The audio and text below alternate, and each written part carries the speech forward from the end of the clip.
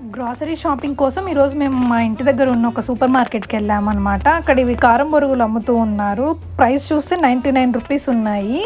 So మిగతావి ఎలా ఉన్నాయో అని చూస్తే ఇవి నిప్పట్లు, ఇవి కూడా 100 పైనే ఉన్నాయి. ఇవి అరిసెలు, మనం అత్తరసాలు అంటాం కదా, అవేమో 125 అంట. జస్ట్ 5 or 6 ఉన్నాయి అంతే. ఇంకా ఏమున్నాయి వెరైటీగా అని చూస్తే ఇవి అటుకుల మిక్చర్, ఇది 80 రూపీస్ అంట. అది కొంచెమే ఉంది, ఎక్కువ కూడా లేదు. ఇంకా చక్లాలు కూడా ఉన్నాయి, ఇవి 125 రూపీస్ అంట. ఆంధ్ర సైడ్ వీటిని మురుకులు అంటారు. అండ్ ఇంకా ఏమున్నాయి అని చూస్తే ఇంకా ఆత్రేయపురం పూతరేకులు ఉన్నాయి. ఇవి ఇంకా నార్మల్ ప్రైస్, ఎక్కడైనా ఇవే కదా.